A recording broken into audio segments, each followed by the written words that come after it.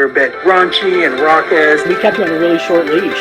Nice to be on someone's leash sometimes. I was gonna say, with that hair, you better play an instrument. It is so rock and roll. I love it. I think she's a they. That didn't come out right. Can you do this for, a donut? People would do anything for a t-shirt. That's like genius. Yeah. Welcome back. Yay. It's been quite some time, hasn't it? Oh my God, it's so nice to see you on the other end of the Zoom, the other box. Ooh, man. What a crazy ride, huh? It's been quite a couple weeks. Yeah, quite a couple weeks. Man. So unexpected, Oh. So are you settled back into a new way of it's there was two things I think that came of this. One, I don't want this to define me, like I don't want exactly, yeah. Oh, are you okay? Oh, that I can't with that. And then, I didn't want to because of that, I didn't want to jump into anything so headstrong, so I just thought, I just got to make some changes and it's got to be subtle because if I try and do things gung ho, I burn myself out. And I'm like that about everything. If there's a latest trend, I can't stand it. If there's the latest like extremity or headline or whatever that's in my face, I can't stand it. Like I know that would happen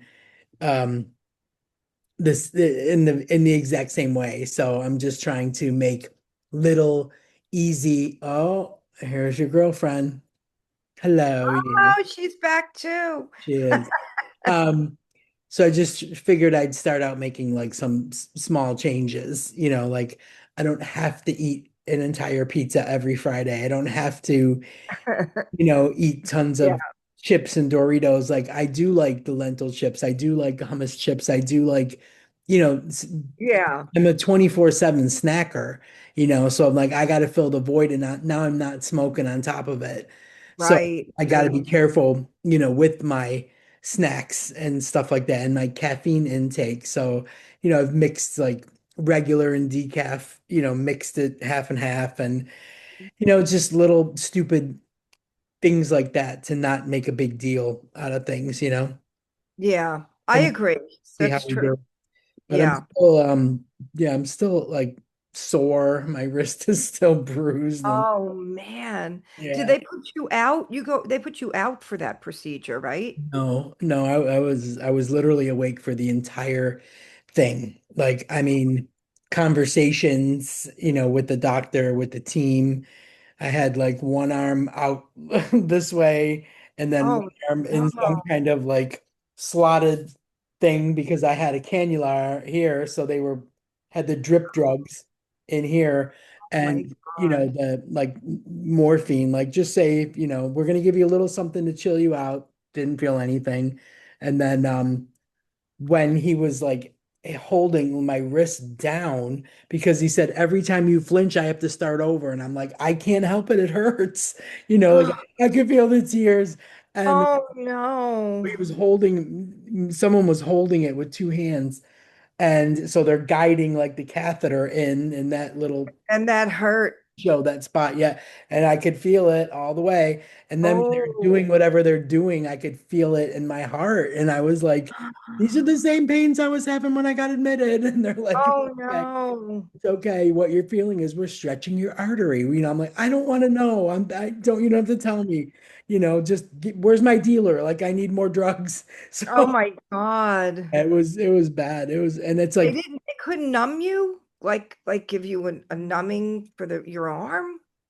I don't know. I really don't know. I didn't, oh my God, question it. It's like I went in feeling so good about it because everybody's like, oh, no big deal. A stent and angioplasty, in and out. They send you home the same day. It's no big deal.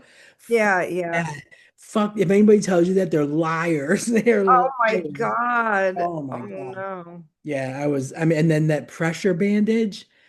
I have never felt anything like that. It was like this cotton wad that was like the size of a golf ball sitting right where they take the catheter out. And then this guy stretches and stretches and stretches this thing wrapped around it so tight. And he said, I'm so sorry. I know it's painful, but the reason we do that is because that's a main artery. And if that starts to bleed, you could bleed out in a second. So we need to be sure, and you're on blood thinners. So we need to be sure that there's a pressure bandage on it, and we'll release it, a little bit every hour, like just loosen it every hour, but to make sure that it doesn't bleed. And then the same thing on this one when they took the cannula out, that's the one that ended up bleeding and freaked me out, like all down my shorts, all over the bed, everything. I didn't know. And Oh, the lady came running in and said, "Oh my God, we have to do a pressure bandage on that one." I'm like, "Oh, just do what you got to do." I just want to go home. oh, I'm so sorry. Wow. I thought they put you out for that procedure. Man, No, you're a trooper, so I'll tell you, boy. That's, it's really you good to be know, back. I feel okay now. Everything's starting to heal and get less painful and pinchy, and so that's good. And what a uh, great show to come back with. We got Bryn was yeah. otherwise known as Bryn Woz, and this is a friend of Katie's, and I want to bring her on because she's in the room and talk about what she has going on because this is big stuff. Yeah. Yeah, so cool. Very cool. Yeah. When you sent me the link, I did my research. Hey, How's it going? Oh my hi. God, it's so great to finally meet you in I this know. way. Well, it's a start. Yeah, I know, but the buildup has been fantastic, isn't it? Just It really has. I'm so excited to have you on. And I was just saying to JD, this is a Katie hookup. She's been friends with you forever. You've worked together. You've been over here. She's been over there. And every time I think that you're here, we kind of like make a plan and then something happens and we don't get to meet up. But it's so good to have you and the amazing things that you're doing. I didn't get to watch the whole show. You sent me the file. I didn't get to watch the whole show, but I've been keeping up with the clips and everything. And of course, Katie's told me a million things about it. Um, but I'm just so impressed with what you're doing. I mean, first of all, you're the only one on stage, aren't you? yeah, for the most part there's some audience participation. I do bring somebody up on the stage at one point, but I'd say Oh 99.99%. my God. Yeah. Wow. It's not terrifying. I mean, yeah, it's interesting because like once you tap in, it's different. It's almost like it's not you, You're on which is kind of like autopilot. and it's like that's kind of like themes of the show in a sense, you know what I mean? Whatever Yeah. coping mechanisms, but it's really interesting. Yeah. I don't know, I know JD, you're a musician, but I don't know if you've ever had this experience, but almost every time before I'm about to perform, right before I step on stage, I have like, my heart's beating out of my chest, da da da, and I'm like, oh, I just forgot everything that I'm supposed to do. Yes. And instead of trying to remember it, I just have to trust that it is in my body and my body will do Yeah. what it's supposed to do. That's That funny. is, and it usually is there, right? I mean, usually it's somewhere that if you don't think about it too hard, but Yeah. yeah. It's like second nature at this point. I mean, you've been working on this a little while, right? Yeah, I have actually. The first iteration of this I did for 2 nights only at Edinburgh Fringe last year. It was just a half an hour version of the show, I guess a work in progress, and I did a split bill with my friend who's a drag king, circumcised. Um, Oh, she's great. Perfect. good name. Perfect. Yeah. Excellent. Yeah. So basically 3 weeks before last Edinburgh, I was like, okay, what if I just did a version of this show? And I got accepted into the free fringe just 3 weeks ahead of time. And I was like, was that a cat? Yes. She Yeah. hops on She as a, hangs over the oh. back and just her whiskers, she'll yawn, you'll see her teeth, but she never comes around. So Teeth. there we go. Yep. She's the Great. I love- faceless host. This is every show, every show. I'm I think waiting till my guy comes in. it's the light. Like she's attracted to the light. Like a mom. But anyways, yeah. So you started way back.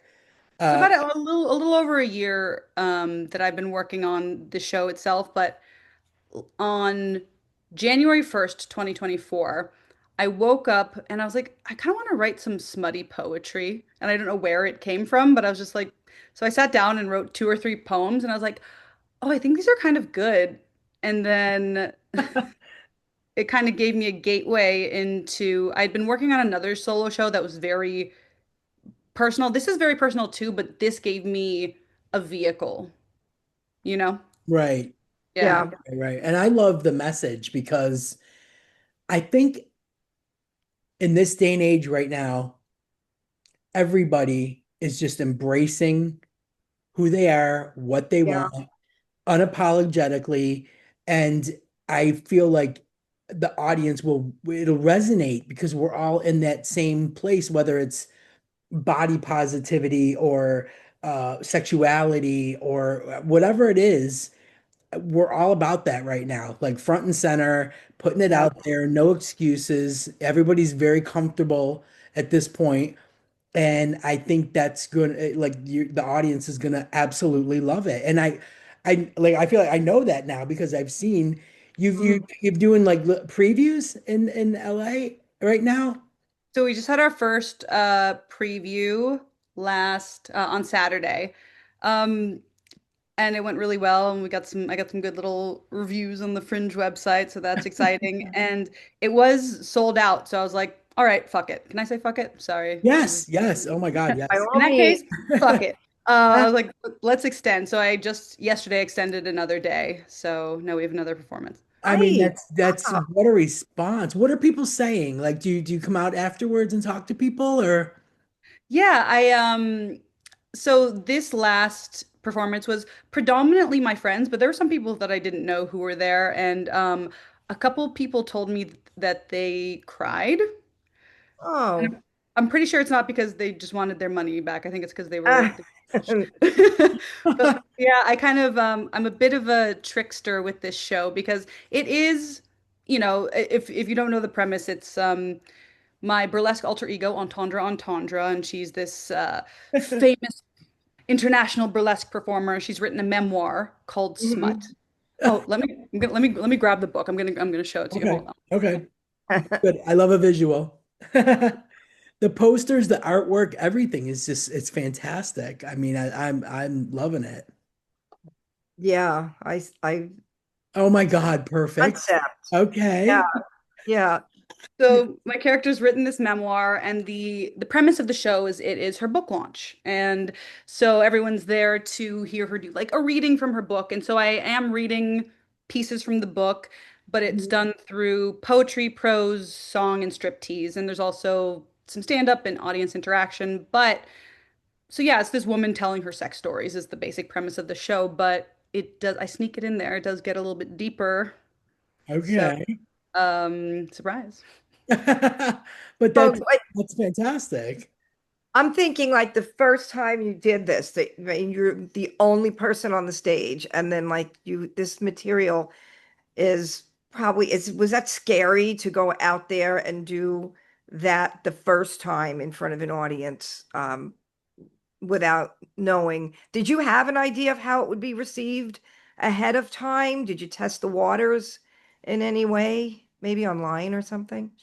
Well, when I did the work in progress version, which is the half an hour version of the show, it went over really well. It got laughs. I knew that it was funny, and I feel confident in my funny, but Yeah, then it is an undertaking to just be one person talking and yeah, singing and dancing.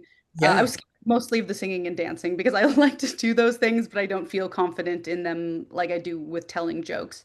right. mm, And yeah, when I do take that turn into the deeper feelings, um, I felt like it was going to be well received because I felt like we had done the work on it, but you never know and you get nervous. And I yeah. don't know about you two, but you can feel really good about a project one day and the next day you're like, I think this is terrible and everyone's gonna hate Yeah. it. Right. What I've was got to I make a million thinking? Yeah. changes. Yeah, yeah. Oh, totally, Yeah.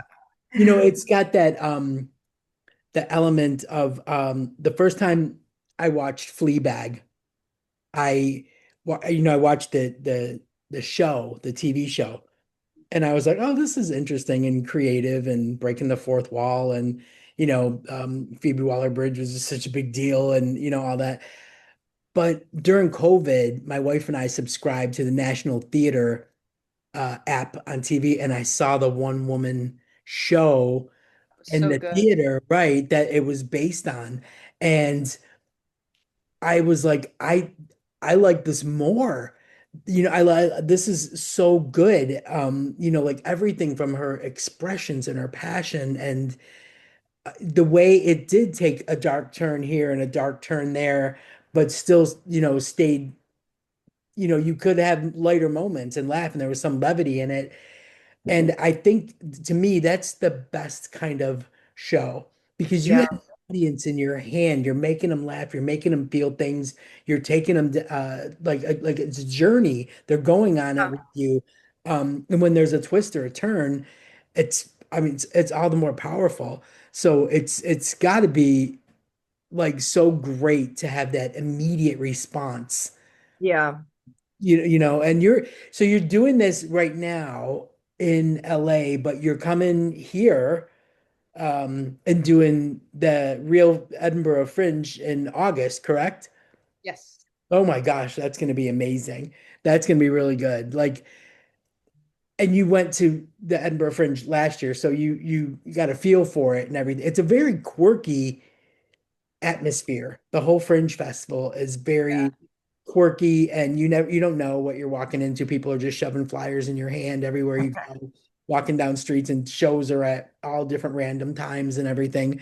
But this time you're on your own. You're not splitting this with the drag with your drag friend, right?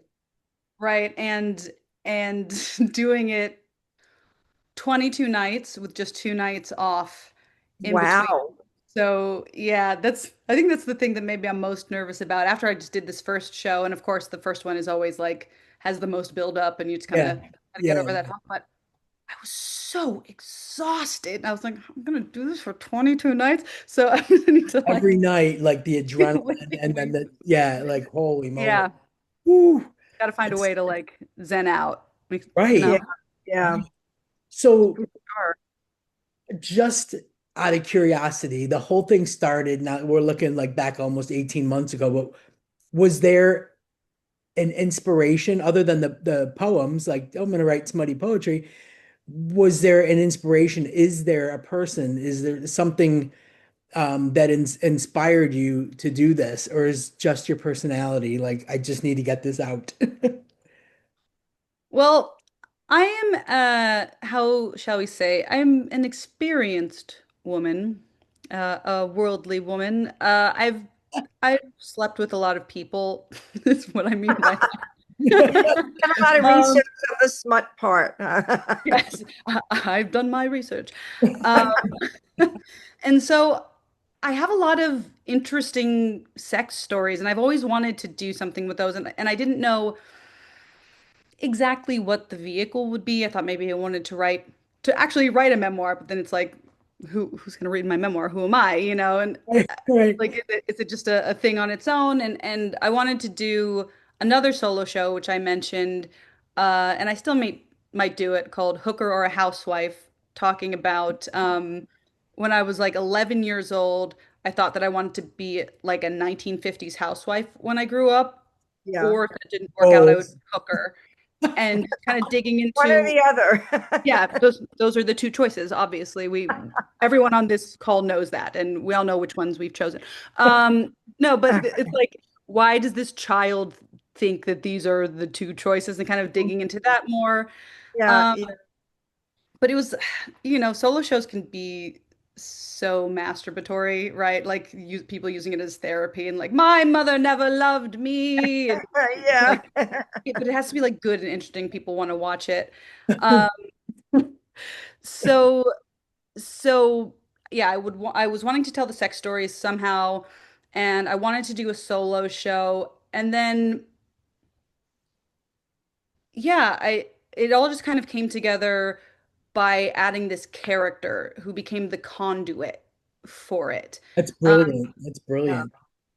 and I think it's just actually a metaphor. It's actually or like a physical manifestation of coping mechanisms. Right, right. You know what I mean? Like Yeah. I don't know about you two, but I've had some weird experiences sexually and otherwise where you're like, oh, well, that was weird. I guess I just did it for the story. And like that's, that's the persona that you use. That's the entendre entendre of it all. But really inside, it's like, oh, did I just give something away of myself that I shouldn't have when I should have set a boundary? Or like, how do I really feel about that? And Right. yeah, it's using those experiences and those coping mechanisms and making a person and a show out of it. That's great. Yeah. That's That's, fantastic. It's cathartic in a way, I would imagine. Yeah. Yeah. And then I was also wondering if someone that you had a sexual experience with was in the audience, would they know you were talking about them? Depending on who it is, yes. That's There's great. there's one person and we're friends and she says that she's gonna buy a ticket to the show, but I haven't seen her on the will call list yet. But when I do, I'm gonna be like, hey, heads up. Yeah. FYI. Oh, by the way, that is so funny. Do you worry about well, I mean, obviously you've spent a lot of time, England and in Edinburgh and everything. But do you worry about the humor and the content of it tr translating? Like, do you, because I did stand up in the States and I hosted a few things here, and I felt like there was a little lag, you know? And I was like, oh, this isn't translating the way it did in the States. And so I just wondered, do you worry about that at all? I like have a English, and by English I mean UK filter Mhm. in my brain at all times, just because Oh, I just like other cultures and I make fun of myself with this character because this character is just like vaguely British yeah. and just mispronounces things and so I have these filters going through my mind all the time. There's a joke that I cut out actually for time, but talking about how so I got into a lift the other day, an elevator for the unevolved. So I kind of maybe even skew more toward the British audience, if anything. that's But yeah, that's something I definitely considered. And something that I found interesting is my character's named Entendre Entendre. Obviously, that's a play on double entendre. right, right. Only Right. works for English audiences, right? Oh, yeah, Of course, right. yeah, Right. yes, exactly. Because they are so witty. Like some of the best jokes and memes and observations and it's the banter here it's like none other. It's otherworldly. It's so good. Top bants you guys have for sure. Totally top bands, big time. And it's just so fun. And in an observation way, like if you try and jump in, it's almost like when you watch jump roping and there's the one that's going like this. Like, Yeah. like you gotta you gotta time that shit perfectly, to Yeah. jump in because it is just stellar. Like I see this really like taking off, like just go. People are gonna be talking about it all over Edinburgh. It'd be fantastic. I always wonder with comedians, like, because I've never done comedy like you guys. Like, if you do a skit or a joke and it doesn't go over, like, how do you recover from that and get to the Me next onto thing? the next Like with one. music, if you hit a wrong chord or you mispronounce, you forget the lyrics, you just keep on going, you don't stop. But does it trip up your timing? Like, do you wait for that? Like maybe they didn't get it yet, but they're going to get it in a second, or do you just keep going and or do you address it or like how does that work? Like I'd be terrified to do comedy. I would be terrified of that. I don't know. I go right to self-deprecating, like, oh, scratch that one off the list, or Yeah, whatever. Yeah, Yeah. just keep. And it depends on what audience you're with because a joke will kill with one audience and it could be the yeah. same location, just different night, and you don't know That was why. the other Yeah, question. Yeah. yeah. So That I think especially, for self-preservation, your first inclination is to be like, okay, good, that didn't work, move on as fast as possible, or self-deprecating. But I find with this character, and I think this is a clown thing as well. And sometimes if you do sit with it and you just are there with, sometimes it will hit, like they'll get it later if you give it Yeah. time, or just the waiting and the acknowledging that it didn't hit, and then just like connecting with it, and like then they'll start laughing. Yeah. Then, I'll come back if I have like a witty comeback. You don't want to necessarily get defensive because, well, it depends on your character. Yes, Right. yes. Right, Like, if you're doing this like insecure character, you're like, oh, well, you didn't get that one. That makes sense with the audience or whatever. But like, You're right. Right. my character, for the most part, is very confident in herself. She knows that her jokes are good, so she'll wait for you to laugh or um come back with a witty quip if she has one. Oh, perfect. That's Yeah. perfect. Yeah, it's like some of the best comedian. I just watched Sarah Silverman's Netflix special, and I feel like she does that. Like if something offends the audience and she feels it right away, she Yeah. will give it a minute, and let it like just sink in a little bit, and then maybe not explain it all the way. Just leave it, like let it hang in the air. And like that's a great way to handle it as opposed to, I've actually seen comedians, like you said, get defensive, and it's so awkward to So watch. awkward. But if you're doing like if your persona is awkward, then sure, if it goes with your thing. But I Yeah, think generally it's like the audience needs to feel safe with you when you're on stage. They need to feel taken care of. And if they feel like you're losing it, then it makes them really uncomfortable. And yeah, so if you get defensive or like try to rush on or like show in your face that you're freaking out, then it inhibits them from enjoying the rest of the performance because they're worried about you. yes, yes, So yeah, so so true. taking that Yeah. time and like They're sitting in it and being like, feeling it. yeah, Yeah. I have nowhere to rush to. I'll wait for you to get the joke. I And don't it, and see it anywhere else. yeah, And even if they like you didn't have get to the go to the next joke, right? Like you have to just keep going and saying, well, they're going to get the next one, or it's just eventually, yeah. that's why Especially in like a one woman act, like this is like it's almost like a one woman play. You're up there, yeah, you're a yeah, character, you've got a finite amount of time that you're telling this story in. So yeah, I mean, how long can you wait for them to get it? right. And do you have everything's got to be memorized, right? Like you're not reading from anything, or you don't have anything in front of you, right? So this is just No, it's all memorized. Although what on opening night, I was setting up for opening night and I was like, maybe I should have a set list just in case. For music, you have your set lists there right, just in case. right. And I was like, I've never needed one before. I'm fine. And I didn't do it. And then at one point, I just my mind went entirely blank during my show, and it's never happened to me before. And the right thing to have done would have been to talk to my tech and be like, line or something. Yeah. But my mind even blanked out on that, so I was like, Uh, I'll be right back. I didn't break character, but I left. I went to the dressing room. I got my laptop and my phone so I could look at the script. And I was like, to be oh, honest with you, I forgot what happens next in the show, so I'm just gonna look it up on my computer. And it's like, oh wait, can't I just ask you, Kimberly? Kimberly, what? Okay. Anyway, and then just go straight back into it. maybe they thought that was part of it, right? Right. Well, I think Part of the I whole think thing. yeah, I think because I didn't break character and I tried my Right, best not to right. show that I was Yeah. freaked the fuck out. But I will forever have, and I do have it memorized. And I know why I lost it is because the part before it had a lot of choreography, and we kept just like only rehearsing the choreography and never the transition from one to the other. So I had the choreography down, and I was like, what the fuck? You forgot that part. Body and mind. Yeah. That was rough. Yeah.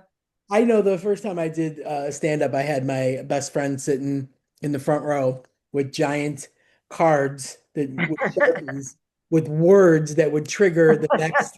Yep. Oh, Yeah.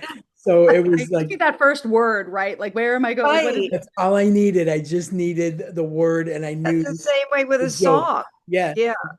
it you was need the first great. It chord, was the great. first word, and you're like, oh yeah, I know what I'm doing. I'm Yeah, just that happens with lightly I don't go cheating. over the ones I've done a million times because I'm like, oh, I know that one. And then that's the one you forget when you get, Yes. what's the first line? Oh my God, what's the first? And you just need that first line, you know? And Yeah.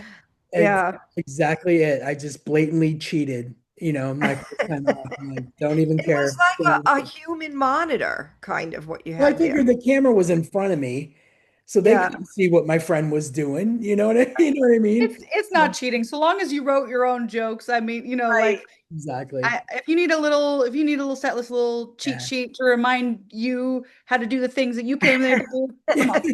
It's Right. perfect. Yeah. It really went down fine. I don't think anybody even noticed or commented or anything. I was just like, I'm doing it. Like, yeah, I'm doing it. I was in a different state too. So it wasn't like I Oh, was here in we go. like my hometown or anything. Like I was in a whole nother state and I thought I'll never see these people again. It's There's cool. one person in Kentucky who was like, "Do you remember?" Yeah, Right. I remember her. How dare you show your face in Virginia after that? Oh, Miss Q card. Okay. It's so true. We saved them.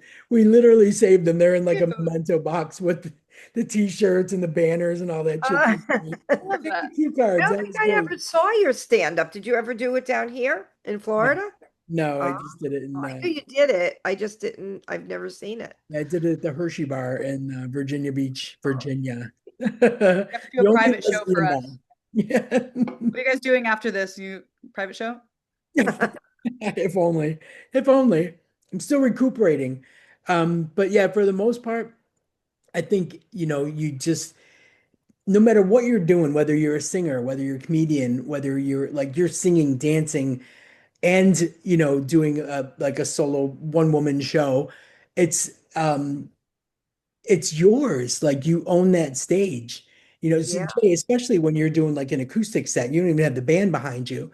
You know, right. you own Exactly. that stage, you command it, you do what you need to do. You do what you need to do. Sometimes I like that better because I'm not depending on anyone else to remember something or, but it depends on the situation. But yeah, I like it better most of the time for that Yeah, reason. I'm JD, Not better. that, are you a not little that bit I'm of a a control freak freak, or anything. JD? I was gonna say, not that I'm a control freak or anything. Are you kidding me? She so is. She so is. I've learned in my old age to just kind of let shit go. Whereas JD is still hanging on to it, man. Everything. Look Maybe at that's her. why I play a Yeah, lot of acoustic stuff. she always has like the hair, the makeup, the whole look always, Yeah, I me, was I gonna say, swear to but God. you If I'm you looked I got great, like Hey, I'll like thank sleep in you. this shirt. I will Name sleep in on the this shirt. wall.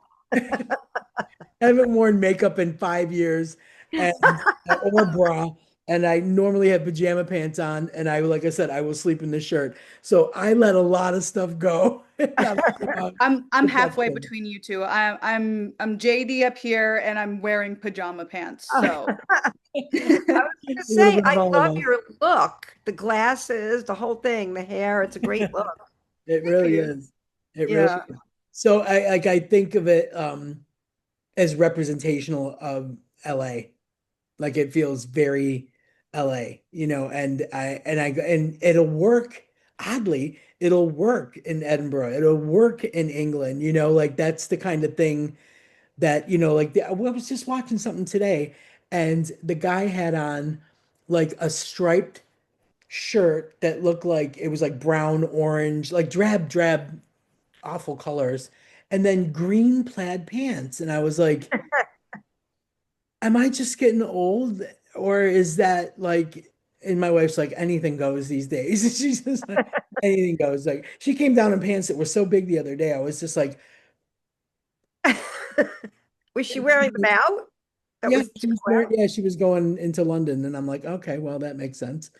I mean, we live in this tiny little village. It's not like metropolitan or anything, but then you go into London and you're like, then it's metropolitan. So I guess it made sense. But I was just like, what? I'll just be here playing my game. Like I don't. my They really pajamas. are playing with proportions now in clothes.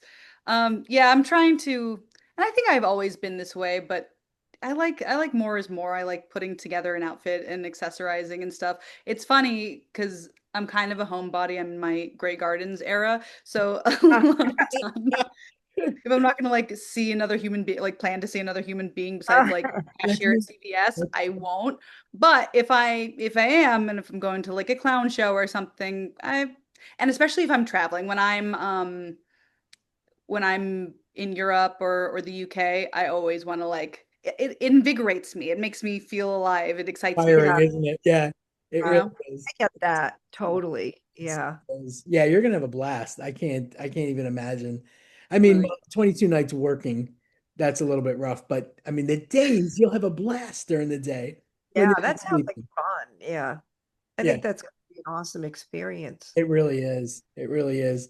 And I'm I'm sure really, Katie's gonna come, right? oh yeah. Oh yeah.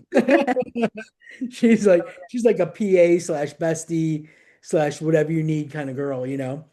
Yeah, she's super supportive of my art and of course I have hers. I adore her and she's just like one of the best people I know, you know?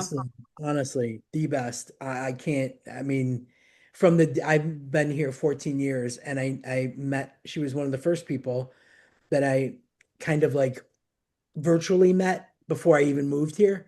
And so then when I moved here, she was like my first friend, and to this, she was just here this weekend. So yeah, she Oh, visited me in the hospital. She's like, just like showed up, and I'm like, oh my God, how did you find me? I don't even know.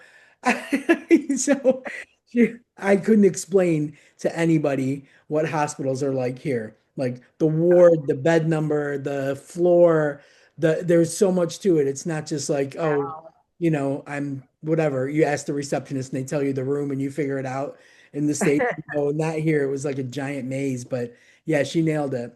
She nailed How it. many people were in a room, Denise? Was it more than two people?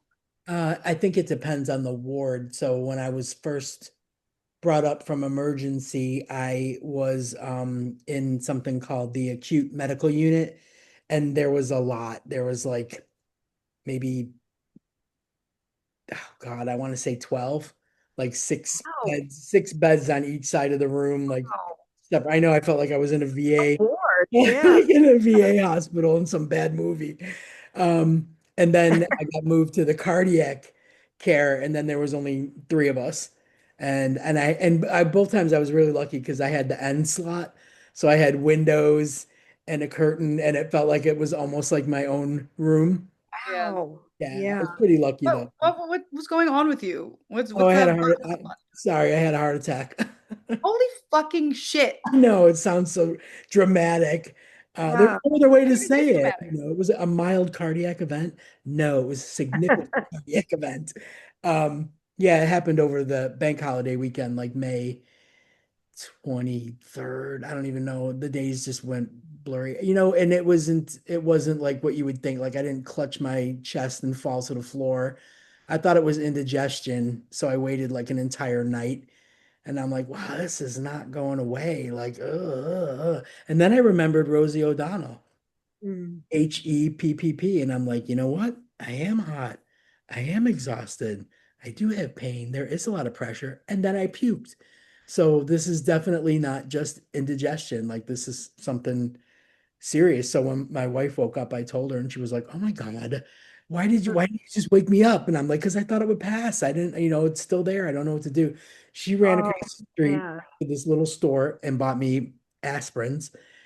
Came home, shoved two aspirins down my throat, and put some shit in a bag and said, "Let's go. We're off to the emergency room." And thankfully, it's only like a 10-minute drive, if that, not even. And Yeah. but like I said, it was a bank holiday weekend. So it was like a 3-day weekend. The weather was insanely beautiful and it was half term. So it was the perfect storm of Yeah. the hospital was so overcrowded. Yeah. Like I sat in the emergency room for like 6 hours and I finally said, I'm going home. Like I Gee, feel better. The aspirins, I feel all right. Like I had already, went back and did blood work and an ECG and they said, all right, well, the ECG is okay. And we'll get the blood works to the doctor and then he'll come out and call, he'll come call you back. 5 hours later, 6 hours later, I'm like, you know what? I'm going home. So I said, look, I'll follow up with my doctor like on Tuesday, but I feel all right. Came home, had a shower, washed my hair, put some clean clothes on, ordered a pizza. Ordered a pizza. Oh my God, I Okay. didn't hear that part of the story. And my phone rings and it's the doctor at the emergency room. He's like, "Are you still on the premises?" And I was like, "No, I'm home." And he was like, "How far away is that?" And I'm like, "I don't know, like 10 minutes." He goes, "I need you to get back here immediately. Like you've had a Oh significant no. cardiac event. We're reviewing your blood work. You need to get back here. Come straight to the front desk. I'll be waiting for you." And as soon as I got there, he whisked me in the back and like all the Wow. shit went down, like everything. EKG was okay.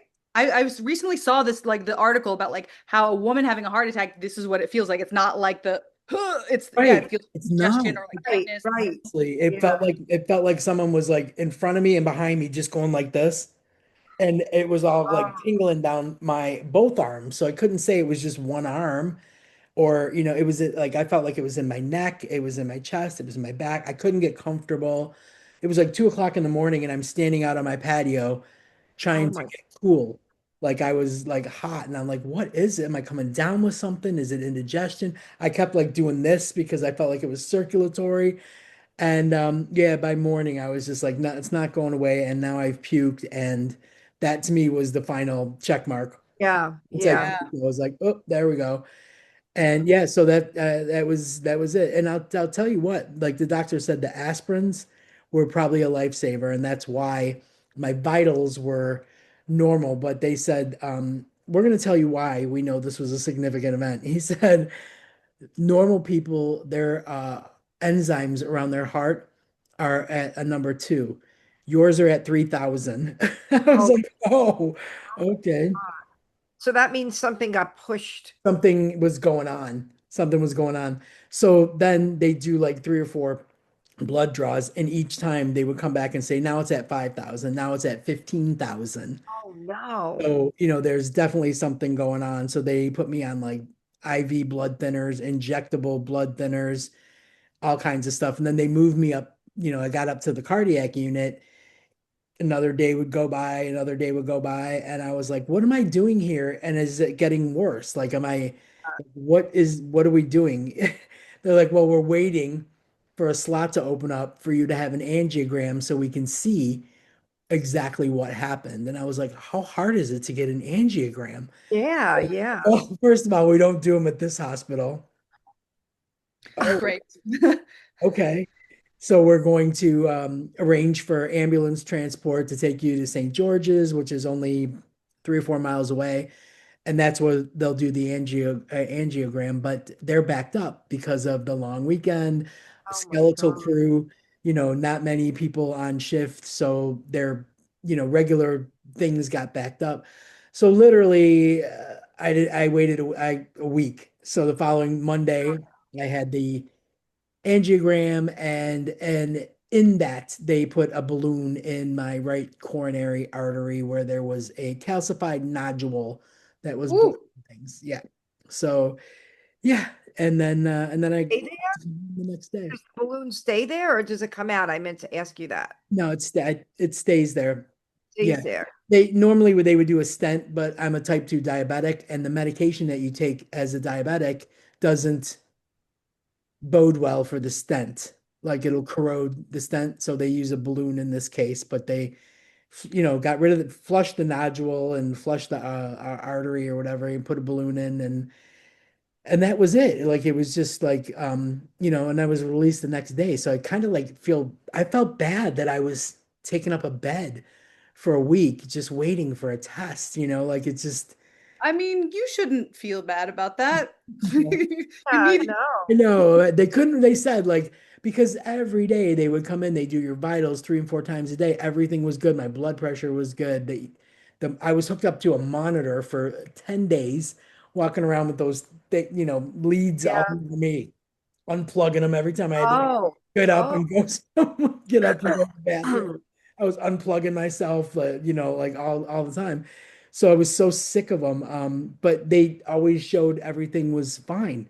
So it was the blood thinners that was keeping that fine. Like if I were to Oh, go home and I wasn't on, Yeah. constant blood thinners, then obviously something, worse would have happened, I guess. So yeah, so it was amazing 2 weeks.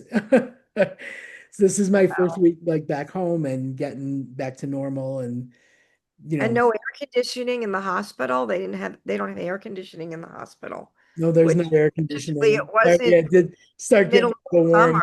summer. Yeah. Oh my Oh, My God. wife brought me a fan. That was I lovely. felt for you when you told me that.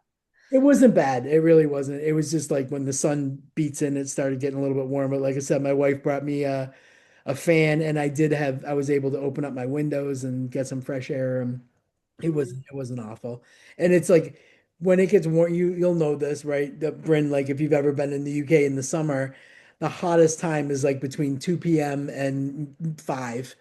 And then as soon as the sun goes down or behind something or the clouds roll in, the temperature drops like 15 degrees. yeah. It's so different Wow. than the States. So yeah, it was just a little uncomfortable in the middle of the day and then it was fine. But yeah, so I'm back home and getting ready for some warmer temps now. And but it's okay because I have an air conditioner. Yeah, you're ready. Lucked out. You have to respect your American culture and have Yeah. your Right. Right. Here's the best part. I got it No. at Costco. I love it. Do you That's have not Costco over American. there? What? Yeah, we do have Costco too. Amazing. Well, I just And want to say I'm glad that your heart is okay now. yeah, It's actually kind of fun because you can tell people about the balloon in your heart and you're like, there's a party in there. yeah, got balloons. Who needs a Yeah. balloon? I got a balloon. I had a non-cancerous tumor in my bladder that they had to take out. And so they put a balloon in there and they got it out with lasers. So I'm like, lasers and balloons, it's like a bat mitzvah up in my bladder. It's so true. The two things you want at every party, like some laser tag and some balloons. You're right. That's A photo fantastic. booth. Oh Just man. one time I got a colonoscopy. I think I have medical anxiety, or at least I used to. I'm just like, give me every test in the book, and I'm American, so I can do that if you Yeah. pay the money. But when I got a colonoscopy, I was like, can you? I gave him like a Polaroid camera. I was like, while you're up there, do you mind? He wouldn't do it, and I was actually getting an endoscopy and a colonoscopy at the same time, and I asked them if they could, or like one after the other. I said, can you do it at the same time and kiss in the middle? And they said no. But I Oh my figured that God. that I would ask, just in case. Oh my God. I want to That's miss that fantastic. opportunity. They had to have been the best patient ever. Something. This is the most something patient ever, that's for sure. My wife was trying to keep from going crazy of boredom. And so as she was walking in, she found this little Hello Kitty barrette that was on the ground. So she washed it in the restroom or whatever, and she gave it to me. And I'm like, what am I supposed to do with this? So she just twisted my hair up in a little pee-poo and stuck the Hello Kitty thing in it. And it was very funny and taking pictures and all that. And then her and my friend they left and I forgot about it. Next thing you know, an attendant comes in, he goes, "We're taking you for your x-ray." And I'm like, "Oh, cool." Still not remembering that it was there. And so I got wheelchaired all through the cardiac ward, through the old ward that I was in, the acute medical ward, down to X-ray with this Hello Kitty barrette with my hair sticking straight up. Uh, Still didn't realize it, and then the guy opens the door to the X-ray room, and the technician goes, "Ooh, look at your pretty little kitty barrette." Oh my God. Oh Oh, wow. I forgot that was there. He goes, "No, listen, it's a good thing. Can you gather up the rest of your hair and get it in there so it doesn't show on the x-ray?" And I was like, Can I? Oh my God." So I like, put it all up in this thing. And then I had to stand like, he goes, "Now I want you to stand up in front of this screen and put your hands on your hips and do your best Superman pose." Like, and I was like, this is so fun. I'm picturing myself with this, the Hello Kitty, and this stance. I'm like, this is the best part of this entire hospital stay. Like, I feel I feel like a drag queen almost with the it's yeah, it was fantastic. The guy was dying laughing, and then when it was done and the wheelchair guy came back to pick me up, he just said, "Best patient ever." Oh, Like, you got to make it The fun. show. Like any shitty situation can be made better depending on the energy you bring. And just like yeah, and any great situation can be made Yeah, shitty depending on what kind of energy you bring. right. So It's so true. I was totally. trying to So find the true. humor in everything, just everything. And it like all I kept thinking was I want to make a mockumentary like Parks and Rec style, Abbott Elementary style about an American like learning about the NHS system and how different it is because I Yeah. can't tell you how many times I made this face while I was in the hospital. yeah. Yeah, yeah. I'm not gonna do that. Like everything was like, I don't think I'm gonna do that. No. And you were probably like 12 people in a room. What is Oh, this? yeah, The that was army, brutal. Yeah, right? Like, so brutal. but I Yeah. was the whole time, I was like, man, you're a trooper. I was watching, not only were we texting once in a while, but you were putting stuff up on social media. And I Oh, was my like, Facebook, I was having a you're blast making talking the about, yeah. best of this in the best way. Like, that was really, that I was was what was, talking about like every bodily function. You know, yeah, Yeah. you like were. blood thinners, like Let her back rip. up. I hadn't pooped. I was stressing about a Right, right. suppository. I had it all out there. I'm like, you guys are on this journey with me. I'm letting you know I pooped today. It's good. I saved my The lady in the next room, you I let us know. saved her from getting the suppository because I knew that she shit her diaper the night Oh my before. God. So the next day, the nurse is like, "Okay, Janet, we're gonna give you your suppository." I'm like, "She pooped last night." Oh my God. I saved You're her like you're from. like the poop I whisperer. was, I was like, honestly, I was like the ward ambassador. It was like so many old people that couldn't advocate for themselves. Yeah. They're like, she does not need a suppository. This one doesn't like the food. She hasn't eaten breakfast in 3 days. Oh I was like, yeah, it was crazy. But honestly, I found the humor in everything. In fact, the guy that worked the desk of the cardiac unit, his name was Sam. And I was so bored, like during the day.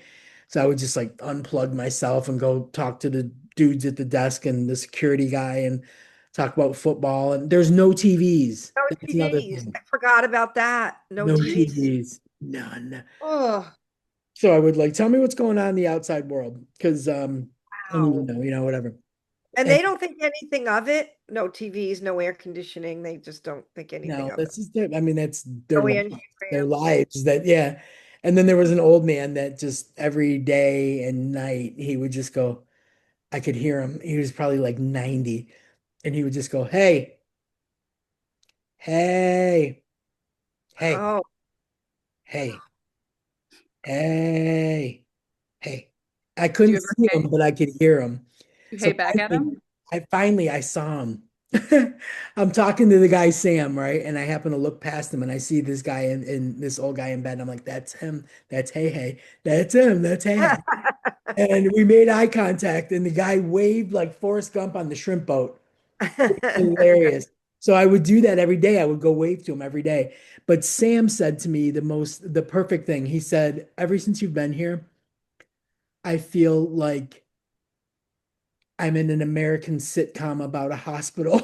It's like, oh, Highest great. compliment. Yeah. Yeah. Well, glad I can make your day, Sam. Yes. Get me an angioplasty now. Right? That Get me out of here. Yeah. Yeah. So it was a whole experience. I feel like yeah, my Facebook posts were just telling the story. And like I had so many people messaging me and saying, "Oh my God, you've handled this so good. Like you're so I'm like, what's the alternative to sit in bed for 10 days crying? Like I couldn't. I mean, the food was bad. There's no TV.